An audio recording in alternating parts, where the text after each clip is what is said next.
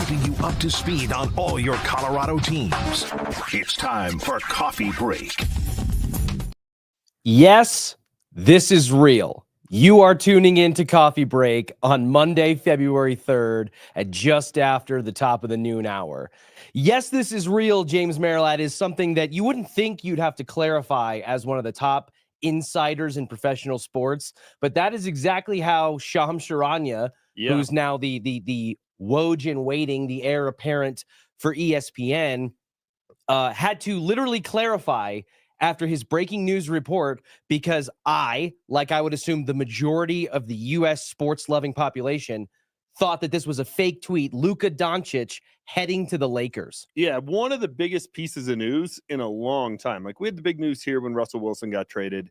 You remember Zach By being on the air. This is not a drill. Similar kind of thing. This is even bigger. He's a bigger star. It was the kind of thing where my phone was blowing up, not only from work stuff, but friends, my kids. Here's an example of how big this was. My 16-year-old son actually got a phone call, not a text, a phone call from his friend who plays on his basketball team when it went down. I mean, you got to be big news for a 16-year-old to actually know that you can use these to make phone calls. That's how big this was. Just as a sidebar, because you brought it up. If you haven't, and I would assume most of you who are watching this or will see this have, if you're a resident here in the metro area, if you have not recently gone back to listen to that original Zach By This Is Not a Drill day, the Russell Wilson trade day, that is one of the funniest, not in high, like, it's cool, it's awesome, but it's just, it makes me laugh because it wasn't just this is not a drill. Everyone that's the stat. He went on like a 2-minute monologue of like 3:14 p.m. Adam Schefter reporting Russell Wilson is heading to the Denver Broncos. Just like he just enunciated it so well, and he goes on and on. The excitement in his voice, it's impossible not to hear. So this was like that. I mean, this was it's about as big a player as you can trade, James. I mean, second or third best player in the league. To your point about your son getting a phone call from another 16-year-old, and it, thank God it wasn't on a rotary. Right. I was watching a movie with my girlfriend at the time, and it was like you were watching a movie at the time, or she was your girlfriend at the time? Both. Oh, two things can be true. Another Zach Byism. Oh, okay. So I was watching a movie at the time with my girlfriend also at the time. And I'm not sure I got what this all means. I got the alert on my phone, and I have tweet alerts set up for Shams like I do other insiders. So that's always my first indication that it's not a fake account, right? Yeah. Because I got the ding on my phone. Yeah. But I saw the headline, and I literally I had to stop the movie. I literally was like, nope, grab the remote, pause, and she's like, wow, what's going on? I'm like, no. I have to figure this out, and I'm trying to explain it to her. And also, I'm texting Drew Spivak. I'm texting Jake Shapiro. Like, what's happening here? Guys who and it was like 10 o'clock our time. Yeah. So I was dumbfounded by it. And the more you look and you realize finally it's not a fake account. So he either got hacked, which is what I thought, or this is the biggest blockbuster NBA trade in you could name a significant amount of years. Oh, without a doubt. And I think it's interesting because I think this year, it makes Dallas better. I think AD with Kyrie, I think they've got and AD can now play the 4 instead of having to play the 5, which is what he wanted to do. And so I do think it makes them a little bit more of a threat if you're just trying to find threats to the Nuggets.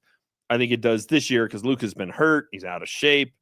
So I don't know that he's going to help the Lakers a ton this year. But this has been happening my entire life.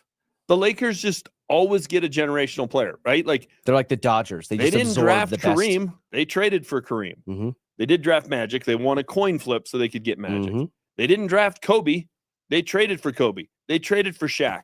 Now they trade for Luka. Like, why can't other teams do this? It's always the freaking Lakers. I totally agree with you on that, and that's why I want to. Something's fishy about this because Luka Dončić is a 25-year-old generational mega superstar level NBA talent. He's an MVP candidate, perennial first team all NBA, and he's 25 years old, eligible for a $345 million, or was now eligible for a $345 million super max extension. And Dallas got nothing other than Anthony Davis in return for him. So you're going to tell me, and we can put up the parameters of the trade here. the Mavericks get back Anthony Davis, Max Christie, not a bad player, but I wouldn't call it, any of the caliber of the first two players mentioned there, and a Lakers first round pick in 2029, because we have to do this with the NBA. We're like trading picks out to 2031. Yeah. The Lakers get Luka Dončić, Max Kleber, and everybody's favorite here in Denver, Markieff Morris. And then the Jazz, who are like the weird third team that you just have to do to make the money make sense. Yeah. They get Jalen Hood-Schifino and a couple of draft picks in the second round. So, James, Mikal Bridges got a bigger haul in return than Luka Dončić. I know. And you can say, he's out of shape and he's this and he's that. It's got to be deeper than that. There has to be a rift within the Mavericks organization to ship off your cornerstone franchise player a year after you make an NBA Finals appearance. Less than a year. Months ago. The season after. Yeah. And get nothing other than Anthony Davis back in return, who Anthony Davis in his own right is a 32-year-old big man who has struggled with health and injuries his entire career. Well, look, I do think they're trying to win it, or think they can win it this year, right? Like, because it's Kyrie, it's AD. It's like, you know what? We can put this together and win it this year. Because if you're looking at it long term, yeah, you would assume Luka's not going to be out of shape forever, right? Like he'll get back in shape. He'll turn back into what he was. He's only 25 years old. So that's the part of it. It's a very short term thing. James, the other part of it for Mavericks is they clearly didn't want to give him $350 million. Which is insane. He's Luka Dončić. I mean, I know it's not on the parallel because Nikola Jokic is one of the best players of all time and is the best player in the world currently right now. But the Mavericks trading Luka Dončić for what he was to their organization and what he meant in the last 7-8 years, I think he's been there like 7-8 years now at this point. It's approaching the tier of the Nuggets feeling like they can't win a title and shipping Jokic in return for Kristaps Porzingis. Yeah. But that's even a bad example because Kristaps is younger. Anthony Davis is 32 years old. It's a strange trade. Again, I do think for the next 3 or 4 months, it makes the Mavericks a little bit better, but yeah, long term it makes no sense. Luka could be the face of the Lakers for the next decade. That's the part of it that it just makes me want to bang my head against the table because they do it all the time, all the way back to Kareem. Yep. I mean, Kareem, Magic, Kobe, Shaq. Now it's LeBron. Now it's happening again. Like one organization, one franchise, just continually being able to go essentially buy superstars, and nobody else really does it. Like the Celtics don't do it. They had to, for the most part, build that team through the draft and kind of organically. The Warriors did. Obviously, the Nuggets did. Like, most teams can't do this except for the Lakers, and they do it all the time, and they've done it for decades. I like I said, something is fishy, something is wrong. And it's not just the return in the trade haul, by the way, that makes me think that. You look at the details that Shams and others have come out since then. Luka Dončić had no idea. LeBron James had no idea. Yeah. Anthony Davis had the two mega stars involved in the trade had no idea. LeBron, who runs the Lakers, had no idea that this was happening. So this, I think Shams put it as this trade came together in the shadows, right? And it was the Mavericks reportedly who approached LA about wanting AD and being willing to give up Luka. It wasn't like the Lakers were just like, oh yeah, no, you can't have him. And then they're like, well, what about this? I think they were hunting. They were looking to offload him. And you go back to the Dallas-Boston NBA Finals, right? Do you remember at when Boston clinched the series, a gentleman's sweep, I believe. Yeah. When Boston clinched the series to win the title, and we all had to stare at Jason Tatum. Brian Windhorst gave his report live on the court on ESPN. Do you remember that? No. It was bizarre. I don't have the video here, but you can go look it up on social media. Brian Windhorst did a live report. I think it was with like the Scott Van Pelt at night kind of thing, live from the court after the game and with the tunnel behind him. And he kind of just gave this scathing referendum on Luka Dončić of like his defense is abysmal, which it was bad. He doesn't play great defense. Yeah. His defense is abysmal. It's uncharacteristic and unprofessional for a player of his caliber. If he literally said, if Luka Dončić ever wants to find himself over there where the Boston Celtics are in the winner's tunnel, he's going to have to do X, Y, Z. And it's like, it was bizarrely like aggressive for what you would assume is just like a post-game report. And I think that kind of bullish report from a guy like Brian Windhorst, who by and large just kind of takes information that he gets from behind the scenes Yeah. and repurposes it. I think that this Mavericks organization has taken a strong souring toward Luka Dončić, even from the start of the season last year when they went to the finals. Yeah, I mean, it is bizarre that would be the reaction after if they'd have lost in the first round. Yeah. Then it's like, okay, referendum. Embarrassing, like, but you were in the finals. Right, exactly. So they played really well, if not great, for three rounds, and then they came up short. Like, okay, like it takes a while to get there. You got to go in stages. So clearly he did something to tick off the organization. And I don't think it can just be, hey, he kind of, I'm trying to come up with the right words for it in terms of laying down a little bit in the finals, not playing defense, not giving the best effort. It's not like he went full Val and just disappeared. Yeah. He was at least there. Now he kind of disappeared at least on one end of the court, but that it almost feels like there had to be something that happened that made them believe and feel like they can't trust him. They don't want him around the organization, and he's not a piece to build around.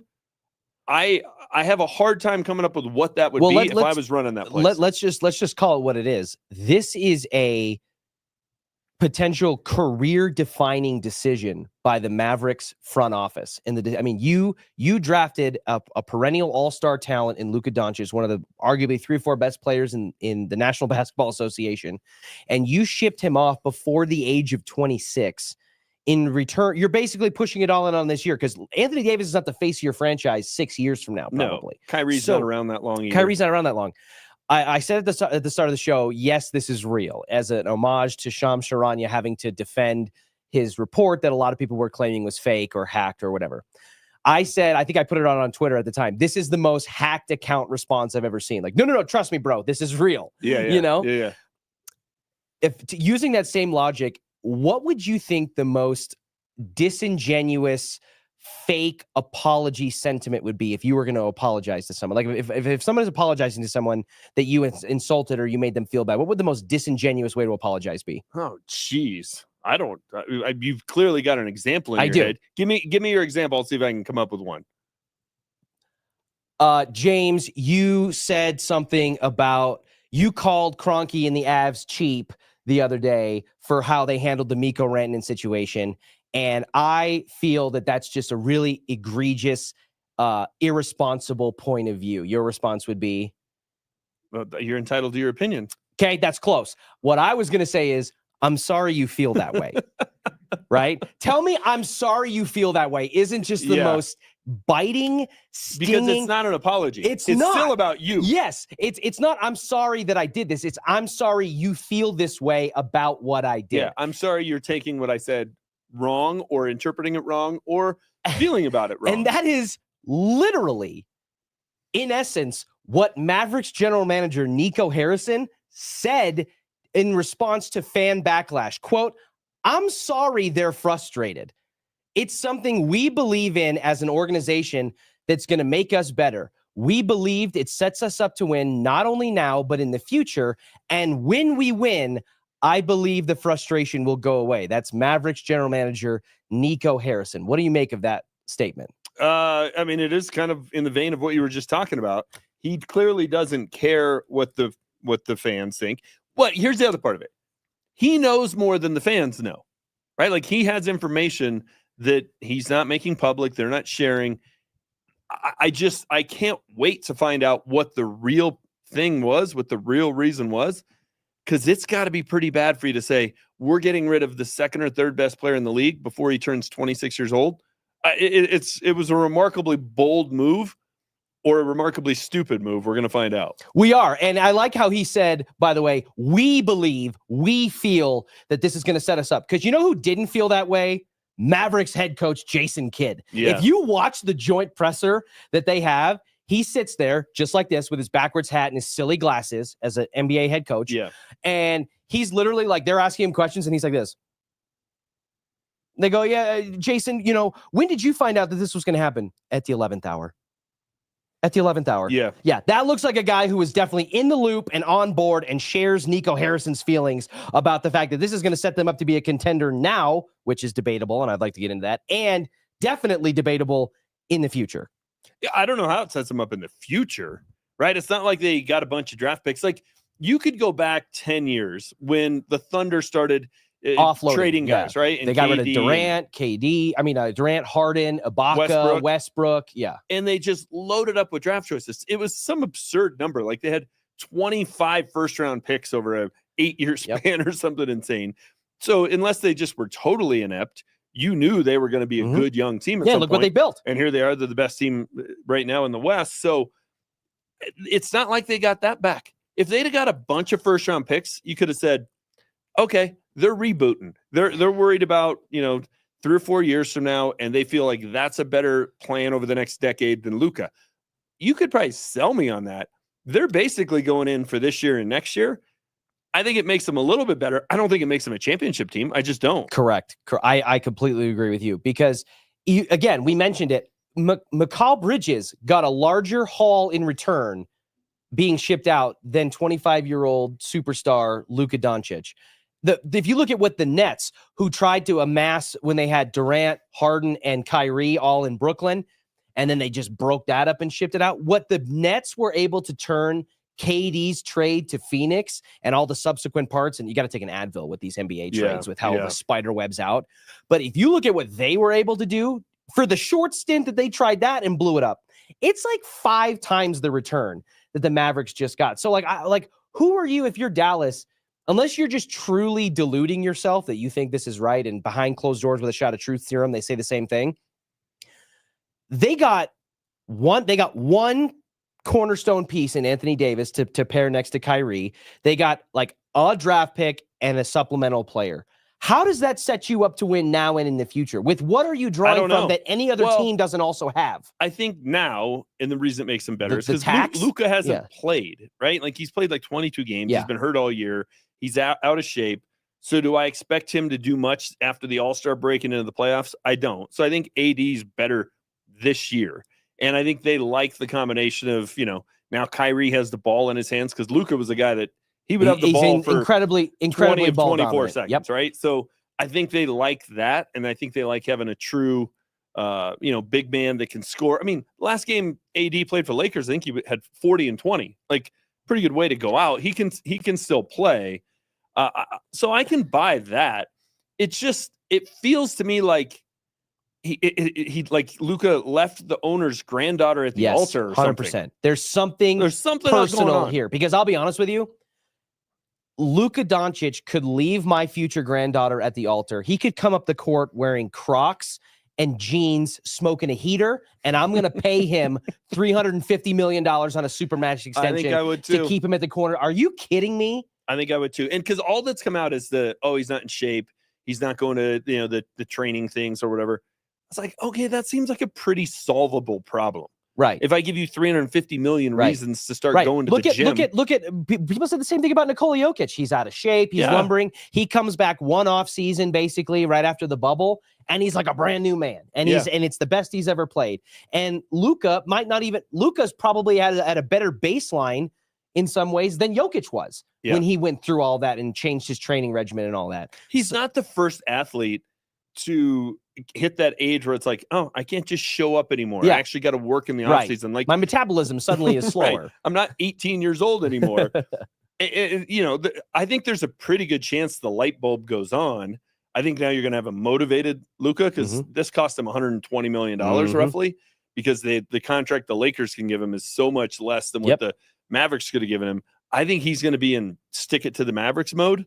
And, he needed something to light a fire under him, and he got it. I think long-term, the Lakers win this trade, and it's not even close. It's Secretariat at the Belmont. Yes, yeah. And I will say that the craziest thing about the Luka Dončić, the trade announcement and all that was it was followed up like 24 hours, less than 24 hours later maybe, by another major blockbuster level trade between the San Antonio Spurs and the Sacramento Kings, who sent De'Aaron Fox to San Antonio to pair alongside Victor Wembanyama. So there's your kind of big your two-man game forming there. Jordan McLaughlin also in the trade. Zach LaVine, a player who is in Chicago, who a lot of Nuggets fans maybe would have liked to have seen the Nuggets try to go for to try to improve their lineup, goes to Sacramento with Sidi Sissoko and a bunch of Oklahoma City level style first and second round picks. And the Bulls kind of get their own pick back, plus, Kevin Herter, Zach Collins, couple of role player type guys. Yeah. And, but if you look at that, if you're the Kings, you're trading away a guy that you thought was going to be your franchise player for the next decade. Yep. But you got 3 first-round picks. Yep. Okay. Yep. You got 6 more darts to play with. You're in rebuild mode. It is, boy, that changed in a hurry too, though. It was just a couple of years ago, year and a half ago, that they were having that great first-round series with the Warriors. Light that went the beam. 7. Light the beam was all the rage. Like the Kings were going to be a team to contend with for the next few years. We're like, man, a team that's given the Nuggets some fits, to be frank. And boy, did that just all unravel in a hurry. I mean, Mike Brown gets fired. They trade Fox, who I think is a great player. San Antonio is going to be trouble. So that's where I wanted to go with this, is in this now wild Western Conference that we've seen so much moving and shaking in the last 2 days. What impact do you think that this has on the Nuggets in this 2024-2025 season as they try to make a push toward the playoffs? Right now, they're sitting around the 4 seed. The 5 seed, ironically, is the now Luka Dončić, LeBron James-led Lakers. It'll be interesting to see how fast things come together for San Antonio and for Dallas. I do think San Antonio makes them a threat for a while. I think with Dallas, it makes them, if AD and Kyrie gel quickly, I think it makes them a threat this year. I think they'd be tough to play in the playoffs. I don't think Luka and the Lakers are going to come together at this point. I think that's a next year and beyond, right? Like, if you want to win the West, unless you're Oklahoma City, because they're so good and so young, if you want to win the West, you better do it this year because the Lakers are going to be the team to beat for the next decade. Yeah, as far as Dallas goes, I'm cold on this trade. I do not think this is going to materialize well, and I'm not even factoring in the fact that I think Anthony Davis is going to have, missed games due to health reasons. He's always had lower body or ankle, knee, soft tissue kind of stuff that he's dealt with in a nagging way. I just don't know that you can understate. I know that he's a ball dominant player, he and Luka Dončić and things like that, but the shot making ability and the range that a player like Luka Dončić gives you on the offensive side of the court, I don't think you can just replicate that by trying to create a 2-man game with Anthony Davis and Kyrie Irving, who Kyrie Irving's playing some of the better basketball on the latter half of his career since joining Dallas, because he seemed like kind of a wayward ship there for a while. So I'm not saying that they're going to be bad. I don't think that it helps them in title contention this year like they think it does. And I definitely think the law of diminishing returns kicks in pretty quickly for Dallas. Whereas with LA, we'll have to see how Luka comes back. But I will say this, stylistically, a ball dominant player as ball dominant as Luka Dončić is actually, in my opinion, could work in LA, because I think LeBron is at the point in his career where he's dominant with the ball because he feels like he has to be, because LA has not been able to materialize, other than Anthony Davis, a solid supporting cast around him enough to contend, in the West. But a player like Luka would allow LeBron to play facilitator and score in spurts when he needs to on his own back, but not have to be Atlas carrying the entire weight of the organization. Whether that materializes this year, back half of this year, probably not. But I do think if you're talking about the next 3, 4, however many years that LeBron and Luka want to play together, because Luka will obviously continue on, I think that could be a fit there. The only person who's really screwed now is Bronny James, because how the hell are you going to start taking guys off the court for Bronny? Well, now that you got Luka, LeBron. There's been so many of the talking heads on. I don't remember if it was Windhorst or if it was Shams or if it was Stephen A. But they're still talking about that LeBron may want out, like he may ask to be traded, and he may not be a part of this. The fact that this trade was made, for one, but 2, that he wasn't involved in it, almost in my opinion, he being LeBron wasn't aware of it or involved in it, so they say, lends credence to that. Because I think this is the organization. Okay, we can't. If we tell him about it up front and then we don't do it, he's definitely going to leave. So this is almost like we're showing up at the front door with roses, like, hey, take us back, kind of thing. Maybe. I just feel like with an insurance plan that if you leave, hey, we got Luka Dončić. I feel like the Lakers just decided, you know what? We're the 5 seed right now. We're not going to win it with this current group. Let's worry about the next decade. I feel like they just waved the white flag on this season. In some ways could be smart. I think it is smart. I think it's a good reality check. You're self-aware to be able to go, we're not beating Oklahoma City. We're not. So let's not 4 times in 7 games. You're right. Let's go try to build a team that's going to be Lakers worthy, like we were with Kobe, like we were with Magic, like another era. And I think that's actually a pretty smart long-term play. I think they're kind of waving the white flag. It would not shock me if LeBron gets sent somewhere where he thinks he can contend and win it. He's 40 years old. How much longer is he going to play? He doesn't want to waste, one of his final seasons on a team that can't win it. The last time that a Los Angeles area team brought in a player with the number 77, it led to a championship in the following year. And that was the Los Angeles Rams bringing in Andrew Whitworth, the veteran tackle. I thought you were going to say Lyle Alzado going to the Raiders back in the day. Well, one came before. I said the last time, not the first time. All right. So good pull though. Yeah. So I don't know what it means in terms of, I don't think you can sit here and say, oh, the LA Lakers are going to win the NBA championship in 2028. I don't know that you can say that. Yeah. But what I will say is I think that this makes the dynamic between Nuggets Lakers games for the next foreseeable future a lot more interesting. We are now going to get, as a part of that rivalry that the Lakers owned since basically the beginning of time, and the Nuggets have kind of flipped the script, post-COVID, the last handful of years. Now you add Luka Dončić, a documented, valid friend and cohort of Nikola Jokic, and they are now going to go head-to-head in a rivalry game. Yeah. I think we may be closing the door on the Nuggets are just going to dominate the Lakers for the foreseeable future like it kind of felt up until now. I think this is going to get a lot tighter. Yeah, no, I'm with you. I think it's going to make it fascinating. The other thought I had, though, when this news came down, why is it that every time you try to talk about a potential move for the Nuggets, there's all these reasons they can't do it?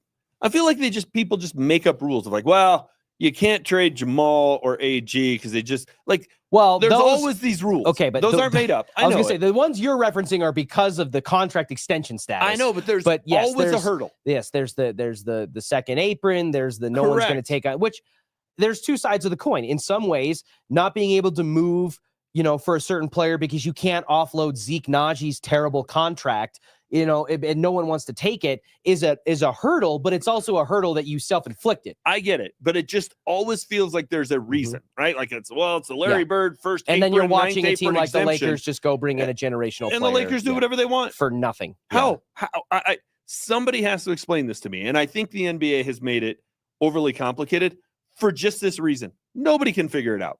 It doesn't make any sense. Like we can all look at the NFL and go, well, if you can do basic math, I know how the salary cap works. Right. Where's our Jimmy Johnson trade chart? Right. And it's like, okay, every team's got a chance to do it.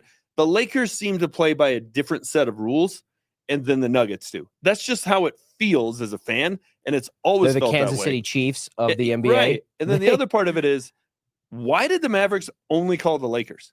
That's weird to me.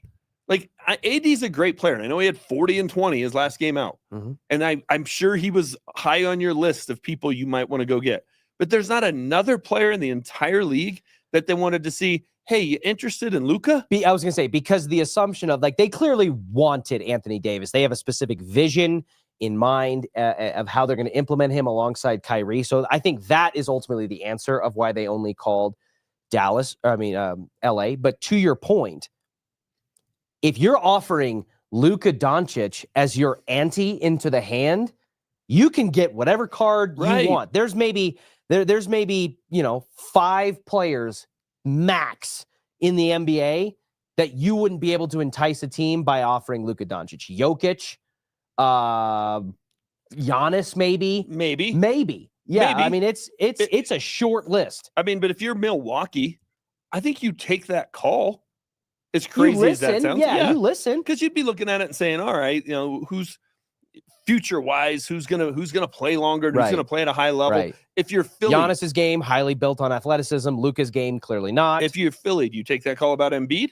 Oh my God. Hell yes, right? Oh my God.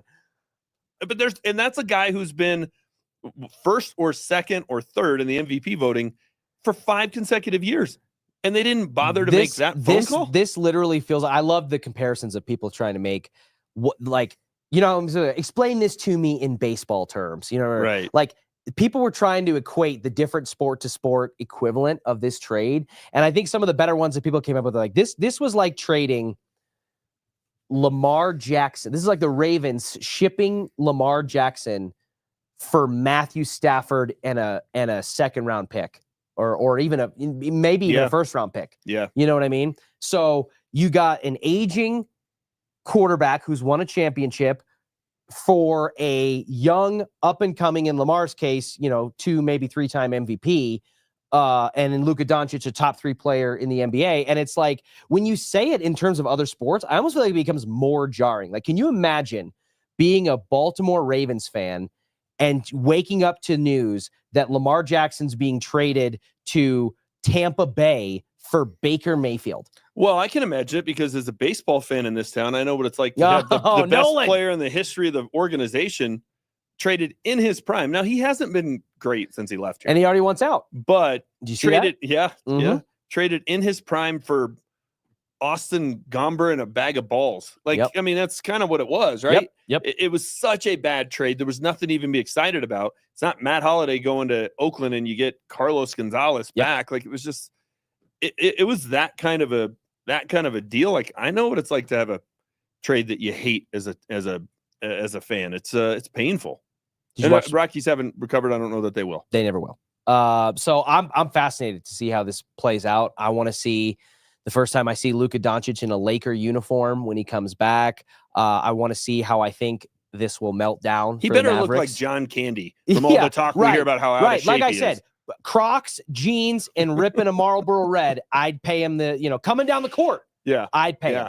Yeah. Did you watch the Pro Bowl? Were you just locked in on all that AFC, NFC action? Seeing if they'd get over 70 points. I mean, just bingo. Fascinating. No, I was in Greeley watching 7th grade basketball. Yeah. Well, just like most years, you didn't miss a ton on the surface. Eli Manning, 3rd straight Pro Bowl games victory over Big Brother Peyton. Number. He has Big Brother's number in that one, and he got to 2 Super Bowls quicker also. And went through arguably the greatest quarterback of all time to get both of them. Yep. So didn't miss much on that front. But speaking of Peyton Manning, before taking his 3rd straight L to his brother, he made a comment again. He was asked about Bo Nix, and he made a comment again that touches on something that I talked about with you and with Will Peterson and others last week about Bo Nix not being at the Pro Bowl. He was essentially asked, about the prospect of Bo being here and him not being there. And then kind of it dovetailed into how did you think he played this season, which he's been asked a million times. Yeah. But he literally said, yeah, you know what? I really wish Bo could have been here. I would have been great to get him alongside a pro like Joe Burrow, and just be able to soak up and absorb kind of the knowledge of being in the presence of these guys who are doing it at the highest level. And as we know, Bo Nix, as Mike Kliss very detailedly articulated, a previously scheduled routine minor cleanup procedure, right? However you had to wordsmith it. So he missed it for a reason, but if it's routine, minor, and just a cleanup, and you were in Cabo a few weeks ago, with the gang, with the quarterback room. Yeah. You probably could have maybe moved it another 6 days, because I don't think, Kaiser Permanente makes guys like Bo Nix wait for operating rooms. Yeah. So I guess I'm just going to ask it again. I took Peyton Manning's comments there as that he was actually genuinely a little disappointed that Bo Nix didn't take this opportunity to grow and advance and be better after coming off of a season where he overperformed a little bit. Yeah, I know. I think Peyton's 100% right. I agree. I think, if you're in your 7th or 8th year and you're kind of tired of going down and doing it, right. You've been there, done that. I get it. The Pro Bowl as a game is a joke. But I think the experience, if you've never done it, you're a rookie and you get to go be around all these guys, and Peyton Manning is your coach, even if it's in stupid flag football, you can't glean something positive out of that. I think it's a miss. And the 2 examples I was sitting in for Mike Evans last week, and the 2 examples I shared where there's a story about Peyton Manning being at the pool in Hawaii when the Pro Bowl used to be there, and basically just sitting there and picking Mike Shanahan's brain for hours on end. Okay, that's hard to have that happen if you're not at the Pro Bowl. And then on the Tony Romo Football Life, the show on NFL Network, it's him and Aaron Rodgers. Tony Romo was obsessed with making sure that the ball came off of his fingertips just perfectly, and he worked on it over and over and over again. And they're on the sideline at the Pro Bowl talking about different grips and different, like, that's the kind of experiences you have when you're at a game like that you just don't get, talking to Jarrett Stidham and Cabo. Yeah, well, and the other part of it is too, and I think you kind of alluded to it, is the rare nature of the event. And it's not even about the 76-67 flag football game that featured 3 pick sixes and, from one team and yada, yada, yada. But it's almost like the tight end university and the Von Miller pass rush summit that he used to hold all the time. And you get these guys who are all at the peak and the top of their craft, and you get them all together in one place, which that doesn't happen organically because they're all in separate states. They're all on different teams. They all have different schedules, different lives, different personal things and all that. But this was a blocked out, set aside time. Because I heard Mike Evans say this morning when Stoke was kind of alluding to some of the things we're alluding to. And Mike's like, well, you do realize, guys, that Peyton Manning lives here in Colorado. And I'm sure Bo Nix would probably have the green light to go over and talk shop and watch film with Peyton Manning like anytime he wanted, right? And I think on the surface, the answer is yes, but Peyton Manning's a very busy guy. When was the last time you think Peyton Manning just sat down for like 4 hours uninterrupted? Like, yeah, very rarely. Very rarely. Maybe on his private jet. Exactly. So while, yes, in theory, that could work, you don't know if and when that's going to be a possibility that your schedule as Bo Nix with your ongoing NFL life is going to line up with Peyton Manning, who's the mayor of everything and has his hands in every possible little bucket, when those are going to line up. But you had it here because Peyton was going to be at the Pro Bowl and he's going to be coaching. And all these guys, he's going to be your coach. Joe Burrow going to be alongside you being coached by Peyton. You had everybody there. The table was set. You just decided you weren't hungry. And I'm not trying to turn this into like a referendum on, slamming Bo Nix for not doing it. I do think that he should have gone. And it's one of those things where someone can push back and be like, is this really a make or break thing? No, I don't know. I mean, nothing. No. Very little in life is life or death except life and death. I'm not judging him. I don't think less of Bo Nix. I just think he missed an opportunity. I agree. Which is, that's a shame. And how about Quinn Miners too, by the way? Not Quinn Miners as the first alternate. Bo was the fourth alternate. So you had to go down a ways to get to Bo. But Quinn Miners was the first alternate. No previously scheduled routine, just a itty bitty cleanup procedure. I think Quinn Miners was motivated by anger. Like, you snubbed me. I was a first team all pro and I'm not a Pro Bowler.